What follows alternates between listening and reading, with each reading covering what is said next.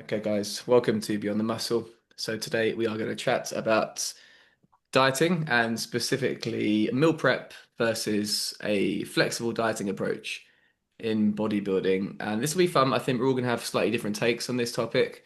Um, as some of you know, I'm a big advocate of like the flexible dieting approach, but it'll be cool to kind of compare our takes on this. But before we do, have a little catch up. Dean, how you been? You all good? Yeah, yeah, not too bad, not too bad. I've Yeah, got a slight. I may have mentioned this last time. A slight shoulder let's injury. start with injuries again. Oh yeah. Yeah, yeah. Pushing the wrong side of 30 now, so it's just every single week. But other than that, everything's going well. But yeah, I just wish this little niggle would. I'm not fully admitting it's an actual injury, but just like a little niggle in the background there. But yeah, yeah. Otherwise, all good. Yeah, yeah, good. Yeah, shoulder injuries are so annoying. I've just had one that's come up recently, and yeah, it's like they fade away and then they come back slowly, not reaching the same intensity, but they're always kind of there in the background, and it's really annoying. Yeah, Yeah. very. I feel your pain. Yeah, Josh, you all good? Yeah, not too bad. I'm on what's it called? Training wise, I'm actually at that place where like last week I think I had to have like a little talk with myself. I think I've been training a little bit within myself because Okay. of all the little niggles and injuries I've been having and like because also I think I told you guys last time I always seem to be getting ill like every 2 weeks now or something. So Mm. so yeah, no, the last week I was like, yeah, this is a bit too conservative now. Let's actually ramp it up. So yeah, I don't know if you guys can tell, like when you can just like feel, you're not really pushing it as much, and then obviously your muscle bellies just feel a bit flatter even more, not because you're dieting or anything, just simply because you're not training hard enough. So yeah, that was what I was going through, but I'm all good other than that. All Yeah, good. no, good to hear. Yeah, yeah. You just need to stop being a pussy, is what I'm hearing. Yeah. I was trying to go around that, Anthony, but then short version. There we go. No, no, no. Yeah, I've definitely been there. I'm there sometimes as well. You're just not feeling it. I get you. Um, so flexible dieting and like a meal prep approach. I think it's important like to define each because yeah, they sound on the surface like quite easy to define. Obviously, flexible dieting, eating whatever you want as long as it fits your macros. With the meal plan, I suppose it can be broken up into two buckets, tracked or untracked. For like bodybuilders, we're mostly going to be tracking calories, even if you're doing like a meal plan approach. I'm very much in like the flexible dieting camp. So I've obviously, since I discovered it in like 2013, through like the likes of Lane Norton, Matt August, 3DMJ, I've been a big, big fan of flexible dieting, and it really changed my approach when it comes to dieting. And then when I did my first prep as well. And I remember people were really shocked about the food I was eating and still getting in contest shape. However, I can see the benefits of a more of a meal plan approach. But yeah, I think it's important just to define the two as yeah, it sounds obvious, but yeah, with meal planning, you can obviously break up into either meal plan, you just weigh your food and eat it, or meal plan, and then you track your calories as well. But yeah, I'd be curious to hear your takes on this. Which is like a better approach of bodybuilding. So yeah, who wants to jump in? I I'll just touch on the definitions as well because I think the definitions can be interpreted a little bit differently. And for me, just to put my interpretation is across first, then we'll kind of go from there.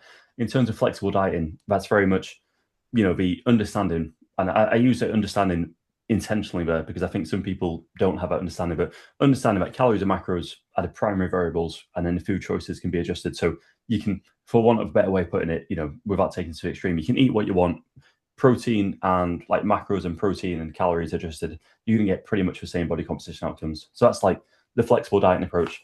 And then and the reason why I mention this is because when people talk about following a meal plan, I think some people go straight to that is quote unquote clean food and you're eating chicken, rice, and broccoli 5 times per day.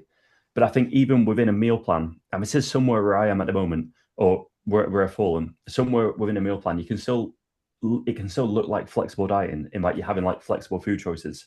So I just wanted to say on the meal plan side of things, the way that I define it is you're following pretty much the same structure, the same meals each day, but you can still have like flexibility within those foods, if that makes sense.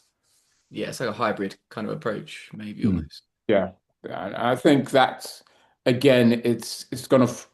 We'll see how this conversation goes, but I feel like what will happen is a lot of people find more of that hybrid version for them, Mm. basically. Because at the end of the day, whatever version you go down, you're trying to find structure.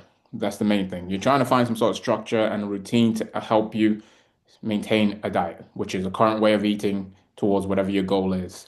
And again, the reason why we're taking this time on the definition is because, again, yeah, a lot of people just have different things that whenever they hear flexible dieting, there is, yes, just complete eat whatever you want as long as it fits your actual calories, even. Some people don't even think macros, just calories. So, 100 grams of fats, daily, that kind of stuff. Is that really ideal? Probably not, that kind of thing. But if someone's just following their calorie goal, again, that could be something that works for them.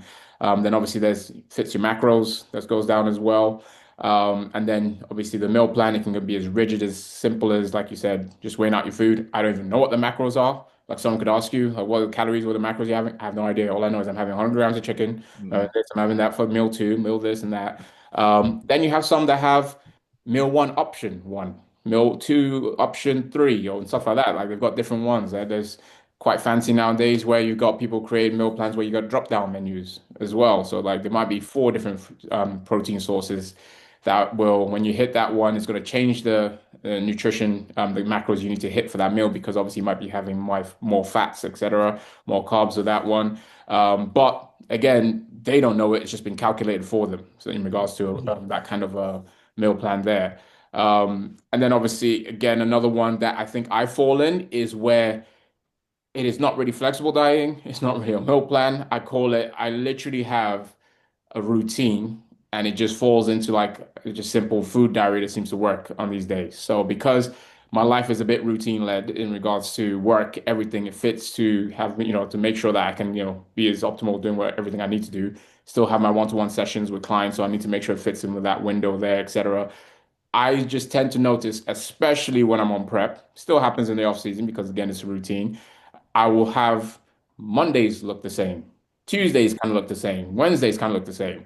However, it doesn't mean it's the same every day. It's just that if I look on certain days of the week, I'm like, oh yeah, that's actually quite similar. And that's because I'm just literally copy and pasting from what I know worked the previous week to hit the exact macros there. And I just don't want to be thinking too much. And then there's the odd days where, yes, there's something going on. It's a little bit out of routine. I need to be a bit more flexible. So this is where I then mix things up a little bit more, where it's not exactly like the last Saturday that I had, that kind of thing. I've got a Saturday where I'm actually seeing friends, seeing my mom, going traveling out, that kind of stuff. That's going to obviously where it differs. So what that fall under? Is that flexible? Is that macro, just your macros? Is that more of actually, it's a bit of a meal plan with boundaries, that kind of thing. That's where I guess, again, there's always like a gray area still. Main thing though, like I said, is it has to be something where clearly there's structure to it, there's method to the madness to it, if there is, it does look like madness. And obviously for the individual, are you adhering to it? And that's the reason why I'm always someone who feels it can't be just a one size fits all for everyone. I will say for bodybuilders, again, with my experience, and this is myself and also with clients, etc., it's always good to have some boundaries. Whatever one you choose, have some sort of boundaries with it because I've had people who are they're like, I just want the meal plan, and to the point where it's literally one meal plan, like not even changing it up for, that much or anything, just the same one.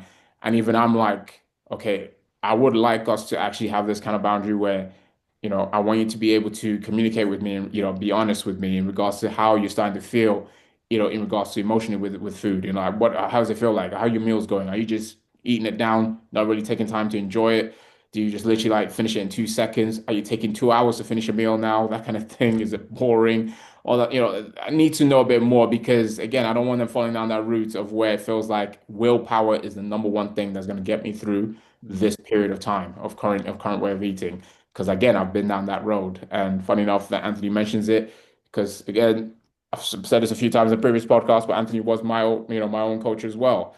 And he's the one who actually introduced me to more of the flexible side of things because I was someone who was just tell me what to eat, I'll do it. Mm. Don't, okay, I'll do it. If it's 12 weeks, 20 weeks, I will do it because I'm someone who I can focus on the goal ahead and not have to, and be able to delay gratification. Only problem was when gratification came, oh yes, I'm a mess because Mm. because the filter is off. You've literally just like it's like you've taken me out that the cage door is open. I'm gonna go in and go all out on everything just simply because I've been restricted on so many levels. And so I'm like, yeah, I need to feed the beast, so to say, that kind of thing. So learning that from Anthony was a big, big factor in my again progression and understanding nutrition better. And I think, like I said, when it comes to bodybuilders, because I guess that's where we're going to narrow this down to, you know, definitely still having some sort of boundaries is very important, and not just simple boundaries of, oh, don't have ice cream every day or whatever, that kind of thing. Again, it still has to be relative to the individual. Yeah, you guys made some great points there. And I think you both touched on something which is important, that the whole meal plan versus flexible dieting, it's not two things, it is really a spectrum. And you've got, yeah, on the one end, the extreme end, which was kind of shaped my view of meal plans initially, which was you just eat this, you don't track, and it's extremely rigid, extremely strict. Because I met a bodybuilder back in like 2008 and 9 who was training for a natural bodybuilding show, and he was just eating chicken and broccoli and oats, and they were the only three foods he had for months. I think maybe an entire contest prep. And in my head, that was what a meal plan was. And I thought, that doesn't seem right to me. And he didn't do very well either. Um, I'm not saying that's the reason why, but the reality is there, like you guys both alluded to, that it can be a lot more flexible than that. And yeah, you can have super flexible, diets, but you can also have rigid meal plans, and there's so much in between. Also, as well, I think it's tempted as bodybuilders to almost want to be more extreme with the diet because it's like, oh yeah, I'm hardcore.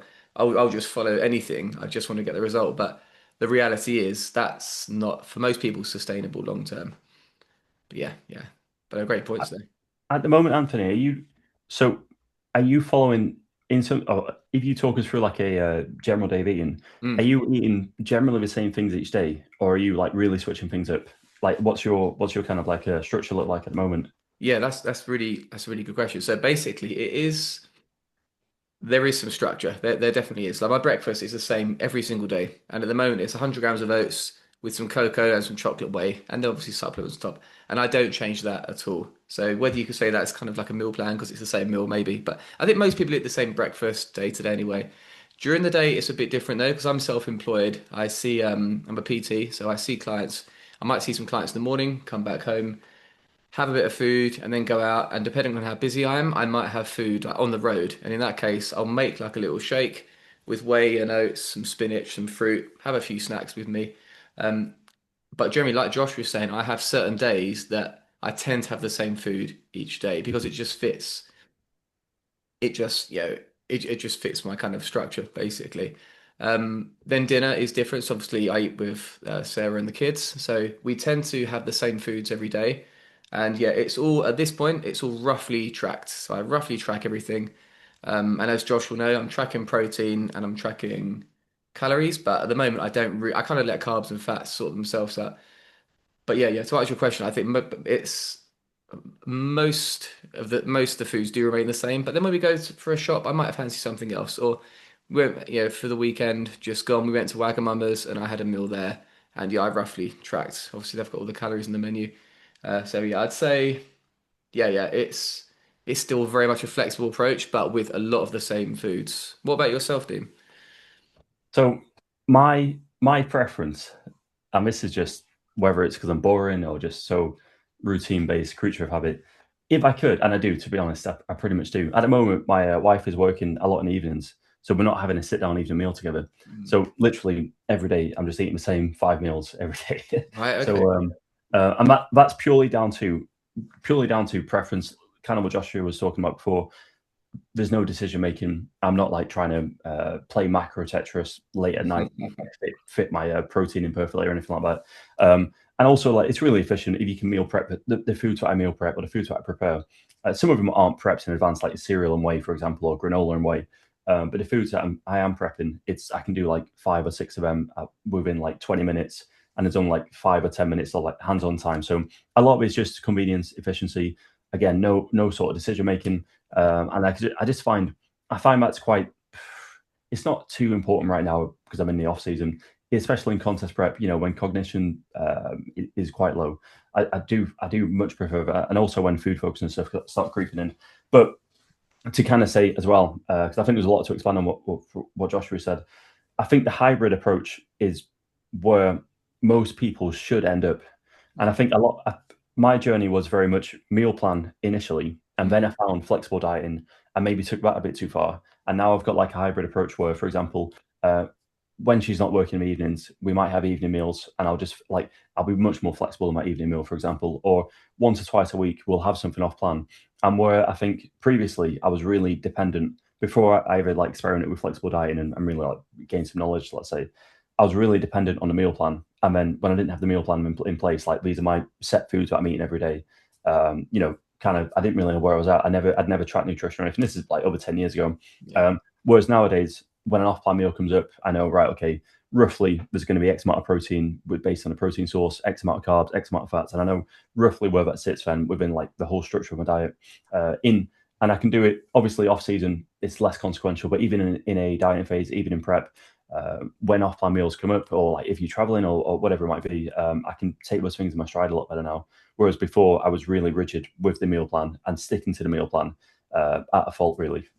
Yeah, so you've had a bit of a journey, definitely as well. Mhm. Yeah. Yeah, it sounds quite similar to all of us, really. That we've kind of one cat. Oh, I mean, with Anthony, he didn't really have that. He heard about it and kind of saw Mhm. it, but I'm similar to you, Dean. I was meal prep 100%. That was the meal plan, so to say, not meal prep, sorry. And then from there, learning about flexible dieting, and yeah, and I also went through both extremes as well. I think that's something as in I would like to touch on, which is in regarding to the individual. If you are single, male or female, that's a great time to do the experimenting as much as you can because as you're starting to hear from both of us, there's a lot of factors that also influence which route you're going to go down. That is not even your decision as well. And obviously, us guys, because we're all guys on this pod, Mhm. I say that it's not really our decision because as males on this end of the relationship, it really isn't. Yeah. That's as well. The decision that we've made is I'm definitely going to comply with this because this will help me in the long run as well. So that's I guess the decision we get there. But yeah, if you are single, that is a golden time, okay, to really experiment. Dean was mentioning, macros, textures, the kind of thing there and everything. We joke about that kind of stuff, but if I hadn't have gone through the days where I spend almost an hour walking around the supermarket trying to figure out what could possibly work, Mhm. or the times where I was doing flexible dieting before there was all the great apps that were around as well, like trying to understand it. I'm literally on my work break with a pen and pad Mhm. calculating because I've seen the macros, the nutritional facts of a box of pizza or whatever online, and I'm now trying to calculate for the rest of my day and then this is that and everything. Might sound really time consuming and all that, but because again, I'm single, there was not much else to do but work and do that and whatever else and this and that, everything in between was literally my time. And I decided to spend it on this because I was like, look, if I could really, because apparently, you can do this with, if you know the nutrition of things and it can fit with what you know is going to help you reach your goal. I was like, I'm really going to invest in trying to really understand this then because if I can make this work in a way where I'm not going to have to deal with so much cravings, I'm not going to have to deal with so much diet fatigue, all these kind of things. And especially when it comes to, again, what we're going to be focusing on, which is bodybuilding, but then I'll say even more for natural bodybuilding, where we can both admit prep's a lot longer. The timeline is a lot longer. I mean, let's be honest, you throw in pre-preps now, in the maintenance phase and everything, realistically, you are probably doing a full year now Mhm. of dieting when you are getting ready for a show. Even though your show may be in September, you probably have started the process of September last year of getting really into the motion of following an actual way of eating that is going to lead towards your goal of reaching the stage at looking your best, And for that long of a period, I do not know how. I honestly do not know how you can just stick to one meal plan, Mhm. And again, even with the hybrids we're talking about, that again will still have its days where it still has to be a little bit flexible just because of certain things will happen. Because I do not know how, especially even if you're single, how your life can be that routine for a whole year. Things are definitely going to happen. So, definitely when you're single, it's a little bit easier in the sense of you're going to have a bit more time. I'll say use that wisely to learn a bit more. Go through both extremes, all right? Just check it Mhm. out, okay? And I'm not saying develop like eating disorders and stuff like that. I'm not saying that extreme. I'm talking about extremes of actually like, okay, am I okay just eating, chicken, oats, and this and that for like daily, and that's fine. I actually don't even like sugars anyways. I'm not even someone who craves that at all. Or am I someone where I don't crave it, but just having something sweet here and now and then really does help me out, that kind of thing. Or am I a texture person? Like certain things I need to eat. I need to have something with flavor. This is that kind of thing. It can't be too bland because again, I've seen meal plans where then again it's like you don't season the chicken as well. Like what the heck? Like, what's going on? Like it has to be boiled. It has to be steamed. Like this is that. Like that's really going to the extremes. I've what Anthony was mentioning there. I've done before, which is I was limited by one of my first coaches to certain vegetables even. So I couldn't even go. I couldn't even experiment too much there. It was like it had to be this, and that was it. I didn't even know anything about certain other foods just simply because I was stuck to these food sources as well.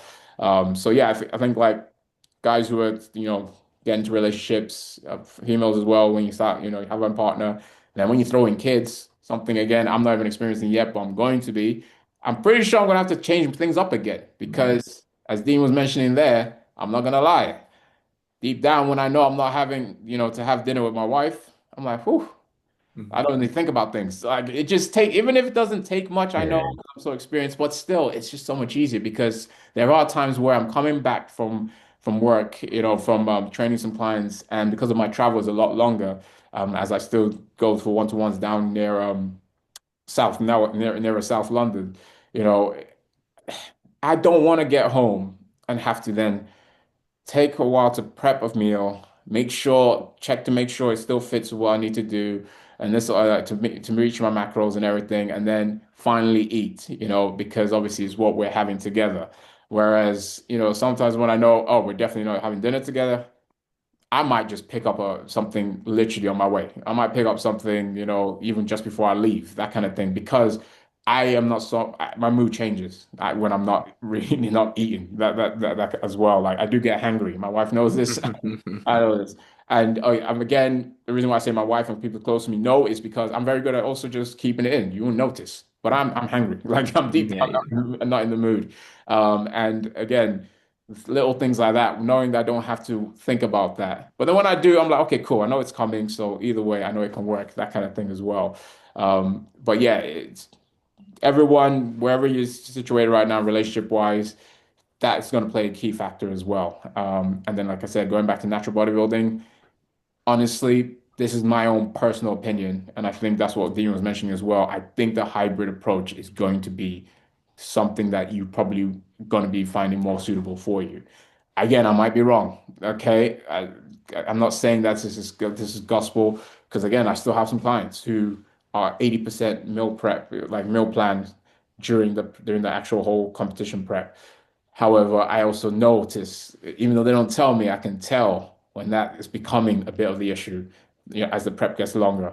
And then I'm the one who has to then let them know, okay, I know you think it's something else, but trust me, if we can now limit the amount of like boredom you're getting from this because you don't want to admit it and you somehow being able to mentally just like act like it's nothing.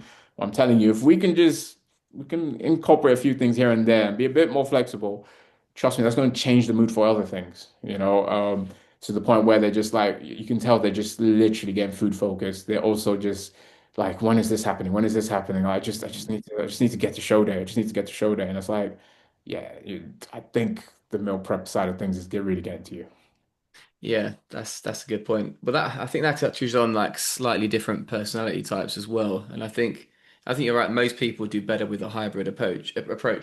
But it'd be interesting to explore like, are there outliers? There must be outliers. So people that would do better with just a really rigid approach to dieting. Because I guess if there's someone who knows that if they have one biscuit, they're going to have the whole pack, that kind of thing, then Mm. it's yeah, like a flexible diet may not work for that person at all. Or there might be a person who loves to explore lots of different foods, and then like a really rigid meal plan wouldn't work for them. I think I tend to fall somewhere in the middle, but I still like that flexibility. But I'd be interested to explore, like in your guys' experience, like what would be the outliers where someone shouldn't follow a hybrid approach in your guys' opinion? I think if someone's not capable of doing a hybrid approach, there's usually an underlying issue which needs addressing, and then it's more of a question mark of can you reasonably address it, depending on the time frame or depending on the willingness to do it as well. Because I think I've worked with people, I guess, on both ends of the extreme, where people who still, who come with the belief that these foods, like labeling foods good and bad, and not being willing to have anything other than like kind of like unseasoned chicken breast with rice, with broccoli, oats, with like maybe not even having protein powders, but like very very specific rigid rules around food, essentially, which almost by definition is almost like an eating disorder of some regard, or at least orthorexic. And then on the other end other end of the extreme, people who, as you say, they turn to food for, well, they get a lot of pleasure from food, let's say, and they turn to like highly palatable foods, and then that sometimes creates like a snowball effect where they'll have one thing which is higher in sugar or sweeter tasting or whatever, however I'm terming it right now. But they'll have one thing, and that opens the floodgates, and they'll have more and more and more. But the goal is always, I think, the optimal scenario would be addressing that issue and getting them to a place where they can feel like they're in control of nutrition, or getting to a place where they're educated enough to be like, oh, actually, you can consume these foods outside of this food group. But if you've got somebody and they've started a contest prep, or they've got a contest prep coming up and you haven't got enough time to address it, I think that's the only time when I would lean in towards the preferences in that way, if that makes sense. Yeah, that's true. Yeah, I think like relationship with food is a real big one as well. And I think, yeah, a prerequisite for any contest prep, you have to have a good relationship with food before you start, because by the end of prep, you're not going to have the best relationship with food anyway. You're going to be super food focused, and you want to start with yeah, the best relationship with food possible, I think. But yeah, no, interesting. Yeah. What are you, Josh? What do you think about like outlier cases where people need to have different approaches? Yeah, I mean, definitely it does fall under those main things where, it can't just you have to look at in regards to the individual, there's going to be key factors of mentally where they are with food, like you said. And yeah, it just boils down to a lot of things in regards to your own personal traits as well. If you're someone who just, food is an emotion, that's a big thing that it's like you pull on with emotional reactions. Just the classic, had a really bad day. Classic, someone might just think a glass of wine, you know, top of ice cream, that kind of thing, This is where again, and again, I tried. It's not about saying, "Oh my gosh, bodybuilding is just you just can't handle it." If you can't do it, I mean, if it's not for you, all that kind of stuff. It's just knowing that actually maybe this is not the best thing to be doing right now, Yeah. because as Anthony just stated there, no matter what, and we're talking up, we're three individuals who I can all say that again, because we've done it so many times now, we are quite experienced with it.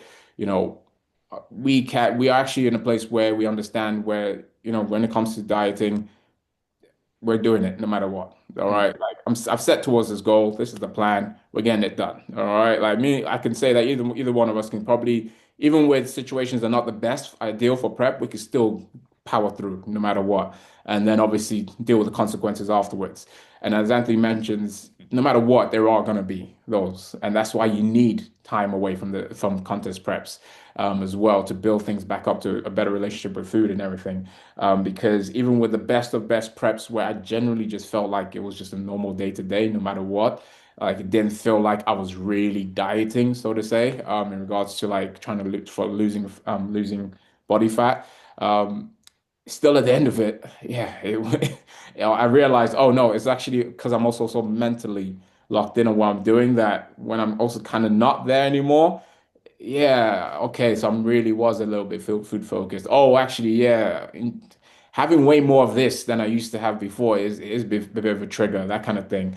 So yeah, this takes self-awareness, obviously, as well, and as coaches as well, it's hard to know these things because as you could have a client who communicates everything with you, unless they communicate those things to you, it takes a lot to be able to notice certain things and also be able to call them out on it, so you can talk about it, be open about it. And that just, again, is down to your relationship with the client. Because how are you going to know, how have they been dealing with food for the past 20 years, that kind of thing. You might not haven't you might there might be certain things that even they don't even talk about to anyone anymore. They try to blank out, but it's a big factor towards whenever it comes to trying to now actually follow a current way of eating that's going to mean losing body fat. And that usually means for a lot of people, yeah, this could be tough, in regards to limiting certain things. Because again, whether it's hybrid or meal plans, realistically, you're going to be for contest prep, you're eating less than what your body needs for maintenance. You're trying to be in a deficit and everything. That can usually be quite tough, in regards to how you're going to handle that. And I guess for some people, you could say if you're already very hyper focused on a lot of things in life, you already got, like literally, you're talking about the things to the decimal with certain things, like you're really focused. Maybe you do not need a hybrid approach or a flexible approach because I don't want to be thinking about that too much either. I just need, I don't even want to think about this. But then I'll also push against that and say, well, then aren't we just developing a more negative relationship with food anyways? And you're going to have something even more extreme to deal with after the contest prep because, okay, great, you didn't have to think about it. But then now you're at a place where some people in the off season just don't even want to eat, like they're still, and it's like, you need to eat, you need to grow. You're like, no, I don't care. It's just fuel, whatever. I don't even need it to taste all right, that kind of stuff. Not really, digestion's not really good anymore because they're not really chewing foods or whatever, this kind of thing. It's just everything's on the go. Just yeah, I'll eat that chicken and rice cold. Who cares? Like whatever. This is that. You're describing me. Yeah. Yeah. Well, look, I say you, but I'm just going by my experiences as well. So don't just understand that. But again, I'm just saying, yeah, something that you might have to deal with down the line. But yes, I guess you could say yes if someone's really hyper focused, that meal plan could work Yeah. for them. And then someone who, again, we look at the reverse of that for the other side of things for flexible. If someone who is literally just like I've got so much there's so much in my day where it's just so free and flexible. Like I actually don't want to just be like, oh, let me have this when actually I really want to. I like cooking. I like to make things fresh every day. I literally like to go look at recipes and try this and try that. Trying to tell someone like that to go on a meal plan, how? Like, Mm. like someone wants to make this amazing, and it's low calories and everything, but they love taking their time to make this amazing version of a meal that literally you could get from 200 grams of chicken, 100, 250 grams of basmati rice, and your greens, vegetables. The same nutritional value from that, someone wants to get from something where it involves 20 more ingredients. You know, why would you then try and force them into the box? That kind of thing. That's where the flexible could be working for them. And they've got the time every day to do that. It's just the way of life, the way things are. They got time to cook, they got time to do this. Versus someone who literally does not have anything but 2 days in the week where they can prep their meals and then it's in the fridge and it's literally microwave, boom, boom, boom. And for the ones that need to be done, cooked there and then, it's literally oats, which is not really cooking. So let's be honest. So yeah, boil hot water, whatever, microwave, this is that kind of thing. That's a Yeah, good. I want to say something there. Just side topic, but when people are making, I quite enjoy cooking mainly for other people rather than myself because apparently I hate food. But That's another weird thing. I don't know. yeah, Yeah. it does make me laugh. Then this is a complete side note here, but some of the stuff I see on Instagram sometimes where people are making these like oats. There's a little bit of skill to it. Not overcooking them, not making it blow up or whatever. But when you see people, I think Joshua, you've pointed this out before. When we're doing this stupid like whey, I think they call it whey drip or something, or whey The way whey drip, What is that? there's different names for it now, but yeah, I yeah, know what you're and talking they're and they're acting like food connoisseurs because they've mixed whey with water and they're pouring it over oats, and I'm just like, oh man, what is going on? I've And never then seen people, this. You've seen the well, layers. They pour it over rice now. oh man, Yeah. but typically, these are probably guys that have gone through or during are in contest prep and food focus is crazy and all these things, Mm. but they're acting like it's like a gourmet like 5-star Michelin star meal and like sharing the recipe, and I'm like, what recipe? It's anyway. Just a That side is note there. funny. I've never discovered that before. Yeah. You're That is following the funny. wrong people. No, I joking. clearly am. Clearly am. I need to get on the way drip, whatever it's called. I don't, But again, yeah. this is just an example of how you can easily get lost in your own world and Mm. just think this is the normal way of living everything, and which is fine. Again, it's your world. It's what you're Yeah. doing. But again, this is where social media, and we don't want to go too far into that topic. But yeah, it has some people thinking that, yeah, everyone should be doing this. Why not? Like, it's just clearly makes sense. Like, I do not know why for the life of me you need to be having whey protein with things like rice. Like, just Mm, Yeah. yeah, I that's don't. weird. Again, I can excuse it for your show day people where show day foods can get a bit weird, just simply Mm, because of how things are. But no, not normal day-to-day life or even your off season and everything. Don't promote this, please. Don't not because it's as weird as it's just getting too weird already. Like this is yeah, that. that's fine. I need to I check think this that's out. what some people just need to understand. Like again, like okay, we know for you for this and that and everything, but maybe this is where some people understand. No, actually, this is not going to serve anyone posting this, like because this is my own little weird thing. Keep it that way. That's Mm. I do think I think these days most bodybuilders do eat in a more kind of hybrid. I think we all kind of eat in the same way, generally speaking, now bodybuilders. I think one of the things that appealed to me about flexible dieting back in the day, and this was like in 2013 to 2015-ish, a lot of bodybuilders are really, really restrictive with their eating. And I think I'm a bit of a contrarian by nature. I like to do things a bit differently. And I thought, I don't like that. That's really annoying. I don't think it needs to be that way. And then I discovered people who could get very, very lean with a flexible approach. And then yeah, that's what appealed to me. But I think yeah, these days, looking at the way all of us and other bodybuilders kind of eat on Instagram, it is most people do fit that hybrid approach. But yeah, for me, I think it has changed over the last decade or so. It has gone more from a you're in a clean eating or you're in a flexible dieting camp to now we kind of all broadly eat the same as bodybuilders.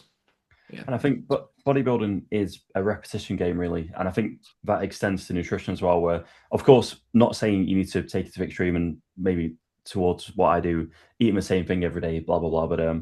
But if it does reward boring behavior, Mm, if you can create that structure, having like, as you said, I think what you described is probably like the more optimal approach where maybe having like the same breakfast every day, maybe you're roughly having the same pre and post workout meals, and then evening meal, you're having a sit down meal with a family, and that's going to be more flexible. mm. As long as that allows you to be consistent over time. But yeah, that's where for me the meal plan structure with that inbuilt flexibility is probably the best approach, I would say. Yeah, and yeah, that clearly works really well for you. And that's, I think, yeah, an important point is you have to find what works for you. We're all slightly different in terms of personality types and stuff. You have to find what works for your daily routine. I think now we've established that there's kind of a hybrid approach is kind of the best approach for most people. It'd be good to maybe explore some like good practices to have in contest prep dieting. I think one of them for me is my diet does change. Obviously, I'm in pre-prep at the moment, so I'm tracking protein, I'm tracking calories. As I get into my proper contest prep diet, things will change. I will become a bit more strict with my diet. Um, I'll be having that, and it's not so much because the calories are lower, but yeah, a few things will change. Obviously, hormonally, I'm going to be a lot hungrier all the time. I will need to be eating more filling food. So, I think yeah, whichever approach anyone uses, their diet is going to have to adapt over the course of, like Josh was alluding to, a pretty long dieting period. So for me, yeah, you might start off tracking protein and calories, with some fun foods here and there. Food might be a bit more exciting, a bit more seasoning, a bit more flavor. For because I'm quite sodium sensitive, I don't really track sodium that much at the moment. So yeah, some more exciting foods at this time of it. And then as you get leaner, I think it's a good idea to make foods a bit less exciting. So you're not because if let's say you're 6 weeks out from a show, you're having really really tasty food. I don't think that's a good idea in terms of going forward because you're just going to want to eat more and more of it. So the diet should change and evolve over the course of a contest prep. And yeah, it'd be good to kind of explore, yeah, some of your guys' best practices there as well. So for me, it's yeah, the food should change, obviously, in terms of a bit less palatable as the contest prep evolves, and obviously a bit more satiating. Yeah, what do you guys think? Yeah, it's on a scale like that, isn't it? Where ideally, food choices might change in terms of the palatability, sorry, the calorie density of it, and also the kind of the rewarding behavior you get from food. So maybe taking like walking down a staircase of flavor, let's say. Mm, So like less using a bit less seasoning, opting for like more fruits and vegetables rather than something that's going to be a bit more processed and is going to again like I'm just going back to reward systems, but when you taste something sweet, it signals like dopamine in the brain. So you kind of want to bring that down a little bit. Because I think the analogy ish that you could use is when you're in contest prep, when food focus is really high, when hunger is really high, it's kind of like if you've got like some sort of gambling addiction, or if you haven't got any money, you've got no budget, and then you're in a casino and you see all of these like flashing lights. And that's kind of what it can be like if you're too flexible with food later on in contest prep, because psychologically it starts working against you again with food focus and hunger. And second thing as well in terms of the meal prep decision, like cognitive fatigue starts creeping in pretty towards the end pretty quickly. So yeah, just limiting the amount of decisions that you're having to make. So that means having like 3 or 4 meals structured every single day rather than like 2 meals structured every day. That's going to be beneficial as well, just to kind of reduce the cognitive load with decision making, and it can help address food focus as well. Yeah, good point. Definitely agree with that. I think definitely for me, it's you're gonna find like I was mentioning with the whole like Mondays, Tuesdays, Wednesdays can be the same, that kind of stuff. As I get deeper into the prep as well again, as I'm getting like well into the business end of the season, should I say, in regards to like stepping on stage for like finals, etc. When we starting to get into those like lower end of the week, X weeks out, etc. I noticed what worked. Like again, this is why you need to like be understanding and learning the process as well, because you need to know what seems to work well for you. But it's more that limiting decision is a big thing for me. Where I would even do things where I don't care if it's this Monday, Tuesday, Wednesday the same or whatever. I was starting to plan the next 4 days. Like I'm just set it out. I've set it out in the food diary. Like it's there. Like I don't even want to deviate from that, because already I know that I'm also going to be trying. I'm also just limiting as much as a lot of things outside of bodybuilding happening as much as possible. So for example, um, yeah, if someone wants to catch up with me, it's more coffee now, that kind of stuff. I'm not willing to start. Yes, I know I can track the calories at this restaurant, this, that, and everything. I just want to limit that even, because again, it's just certain things from it. And again, I know I know myself, I know how my body responds. So unlike Anthony, I am less sodium, I don't get affected from, in regards to sodium levels. It's something I can keep high all the way through. In my culture, the way, most of my life, highly palatable, highly tasting foods, palatable foods, spicy foods, all these kind of things, I'm very used to. That's my day to day. To the point where if I do the opposite, my body doesn't respond the same. Like it's actually worse for me, that kind of thing. So, just understanding that as well. But even with all of that and everything, I would rather take away the decision making, limiting that as much as possible. Because when I'm having that kind of fatigue, when I'm now even more in a lower body fat percentage, even more into a contest prep, even more like going through all the fields of contest prep and everything, it's not a good place. That there. It's like, and now this is where I'm adding more pressure that I don't need. And this is something I've mentioned countless of times, whereas one of the biggest things you want to do in a prep to make things, a lot better for you to be able to go through it and call it successful, and also step on stage being your best, looking your best and everything, is try and limit adding more pressure in any way possible. And that's from social media to your nutrition to your training, all these things. Like try your best not to heap more pressure on. So what I mean by that, like again, if more decision making, at a time where things are already, it seems extreme, like you're already overwhelmed, doesn't sound good. That sounds like recipe for disaster. So I understand that. And then also on the flip side, if you know you're someone when you have way too much flexibility, you're just gonna find excuses. That's it there. Now I'm talking about the people where, again, we need to go to the start where it's like, okay, we're not picking the one which you think that it's gonna be fun. We're not picking the one you think I can do because everybody, does this one, or oh yeah, this my friend does that one. Oh yeah, this person does that one. Oh, yeah, that's what my girlfriend does. She said it's great. This is that. But no, like we need to make sure, first of all, number one goal is we're going through the prep. No, not what we're dealing with eating this, bad eating habits, dealing with binges and dealing with all this and that and everything, where it's like constant start, stop, start, stop. That's not what we're doing here. We're number one, we're having a prep where you are literally whatever plan you decide to follow, we're following it. Okay, that's it from there to the end. Now we need to work with what is best with you and your day to day. What's going to fit more with your lifestyle. That's that kind of thing versus someone who, they need boundaries. They need some boundaries there. So you mentioned trigger foods earlier, Anthony. That's a big thing because, like, again, I know myself. There's certain things where I don't care how flexible or hybrid I am. I'm not having them all pretty much almost the next 8 months. Um, I can't do this whole. I see some people, they take some biscuits and then break them into the Greek yogurt and everything that, to give that crunch to that. No, not No. me. Yeah. If I open a pack of biscuits, I don't care what size it is. Mm. Most likely all of it's going, like in that sense. So yeah, I'm not a biscuit person. Even at a work function, someone's party, whatever, I'm staying away from these kind of Mm. things because I know I'm taking a few. So even though I'm on contest prep and I'm at a party and I've got enough of 4 cookies or whatever, this is that. No, because I want to have those things. It's going to trigger my own taste buds for something else, and I need more of this. Like Mm. that. Then now I'm fighting the willpower of that, which I can do. But then again, the amount of again the fatigue from dealing with that, it just rolls onto the next day, and this, Mm. that, and You everything. don't Just need that, do you? becomes Yeah. a lot tougher. So yeah, limit that. Whereas versus, I'm a weird person where I can buy the big box of Frosties and I can weigh out 10 grams, to put into a Greek yogurt bowl, that kind of thing. Because I don't know, cereal's different for me. I'm not triggered like that. It's not a Yeah. big deal. Whereas I know there's some people out there who's like, no, a bowl of cereal is a bowl of cereal. Like, what are you doing? Mm. So that there.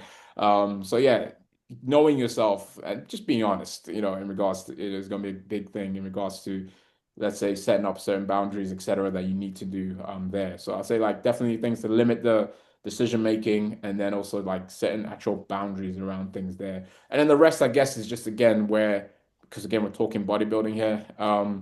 Like you've already mentioned it, Dean, realistically, again, things like your pre and post workout, maybe there are a bit more fixed rules around it, or maybe a certain amount of things that you want to do there. If you're someone who has interests and stuff like that, again, that's limiting your, nutrition for the rest of the day. So you need to be knowing about this in regards to what you're having there. I've had some people who I'm working with now. They've come from a coach who has got them having cycling dextrin and stuff like that. I'm like, why? Like, Mm.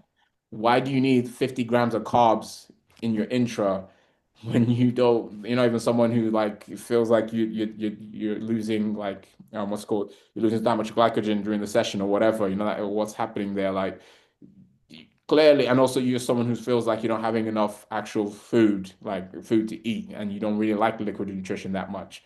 Again, that's something where it needs to be looking, you need to address because that's probably hindering you from adhering to your diet or even getting through the process as well. Yeah. No, great points there.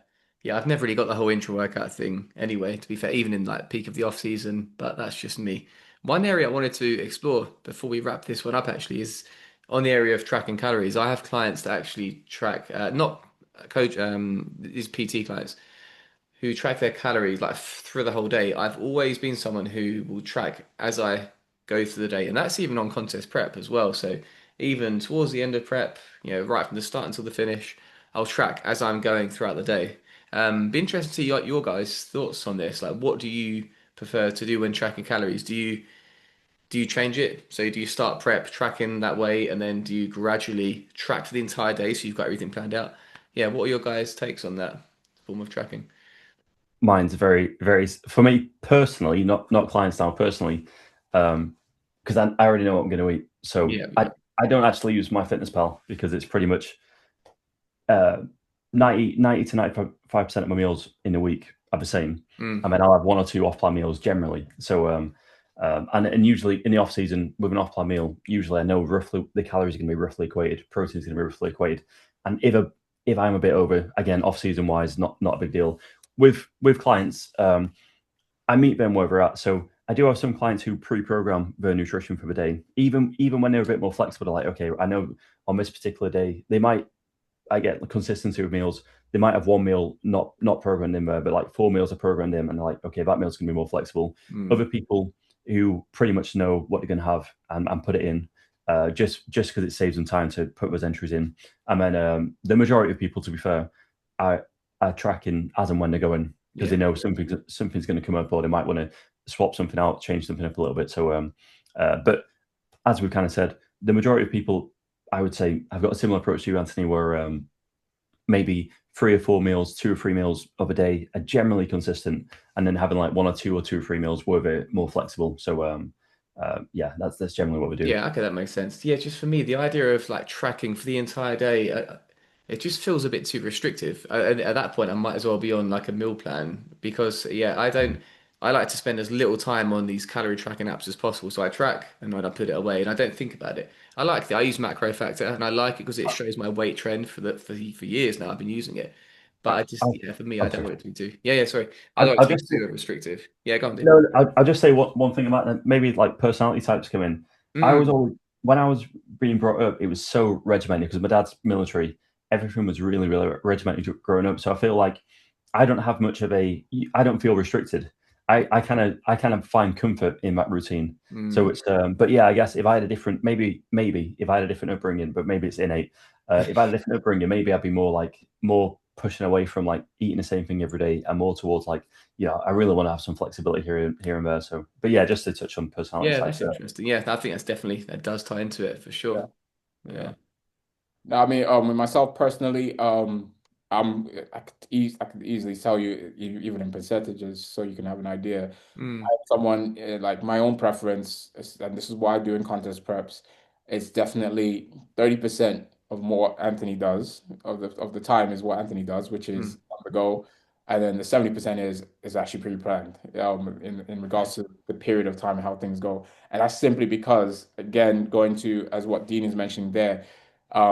My own background is I came from completely flexible with when it came to nutrition to the point where I didn't understand what nutrition is. I just eat. So I'm the guy who was very overweight and then the fitness journey started because yeah, dude, you're really overweight. You need mm, to actually, lose some weight here.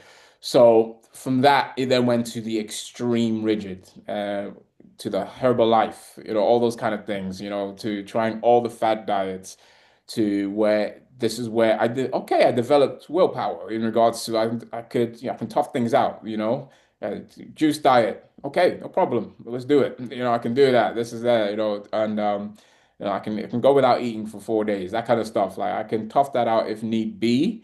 But what that developed then over time was a real fear, fear around, orthorexia, like in regards to like fear around food. And because of that, 100%, I feel I still carry that a bit, even though I know so much about nutrition now. That's why I still like the pre-planned food mm, diaries, during, I would say 70% of my contest prep. 30% definitely is more of like, right, had this, put it there, put it down, whatever, yeah. that kind of thing. I'm not worried about the rest of the day. But then 70% of it, I am doing a lot more pre-planning. And that's because of the times when I know, oh, this is happening that day. This is happening this day. Oh, this is that. This is that. I'm like, no, I don't want to deal with any mental Mm, thoughts of food or anything. I'll rather have everything set. And again, it's not that, oh, it's just chicken and rice and this, that. No, actually, I'm talking about like where it's, oh, yeah, so that protein bar, you're gonna go pick up this from M&S, this Greek, this what's it called? Overnight oats thing or whatever. This is that. All these kind of things like that. Oh, that packet of crisps or this or that. I'll pre-plan all of that just mm, just because I really just don't want to think about things too much. And I know that that's nail my nutrition. Whereas 30% of the time, I enjoy the whole like just as it goes because they have, I don't know about you guys, but I love the days where some people might find it annoying, but I get to close the end of the day and I've got 800 calories to play with because I didn't notice. And I'm like, mm. oh shoot. Oh, okay. And then this is where the weird meals can come out, but Mm. I ain't posting it because it's weird. Yeah. Because so it don't make no sense. Talking like you guys, you're literally having maybe like a bagel with a whey shake and so I don't know, a bit of butter or whatever because you're just craving that kind of thing. But you still need to hit some of that protein, but you got the fats and carbs to play around with as well still. And rather than having an actual balanced meal, you're like, man, I want this and I want something Mm, quick and easy to have. Like again, love of God, my wife can never understand why I love oats so much, but mm, I really love oats. I don't mm. know what's wrong with that. Whey oats is a no-brainer for me. Anthony knows from my days of when we were doing the whole oats wars back in the day. Mm, yeah, yeah. I, I, 2015. I went all out. I was decorating. I was doing all sorts there and everything like that. But yeah, my wife hates when we're coming home from a late evening. And she's like, "Oh, what are we gonna eat?" And I was like, "I know what I can eat." Mm, you say oats. I'm like, that. I'm like, I got no problem with it. I could eat oats every day. I have no problem with it. It came from my rigid plans of things, but it's something that still sticks with me, and I'm good with. Like, I'm like, this is not a negative thing for me. I pretty much enjoy it. So yeah, I'm definitely more of that 70% pre-planned everything, and then 30% flexible with it. To the point where yeah, it's literally ad hoc up through as I go throughout the day. And I don't mind the whole like, oh my gosh, 60 grams of protein to hit. Still got 20 fats and 40 carbs or whatever. This is that. What kind of meal is that? I don't need to see a meal. I can just work whatever. Like I'm good. Yeah, I can definitely relate to a lot of that actually. It's funny because there was, I think it was one day last week where for whatever reason we didn't have anything to eat for dinner in the evening. And this makes me sound like the worst parent ever, but I gave the kids protein oats for dinner for the second time that day because I had it for breakfast and then for dinner.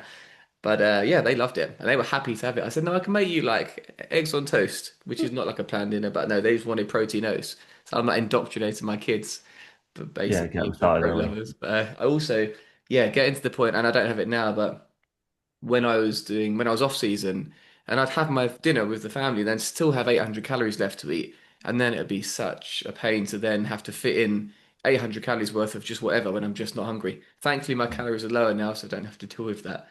But yeah, it's interesting. We've got three slightly different approaches to how we track calories, how we view food, and yeah, I think that's interesting for people to get an idea of how there isn't really a one size fits all approach to this. I think you need to do what works for you. But like Dean, like you said, like you being boring and have that kind of the ability to just have the same food again and again, it's gonna yeah, it's gonna really help your long term bodybuilding career. I think.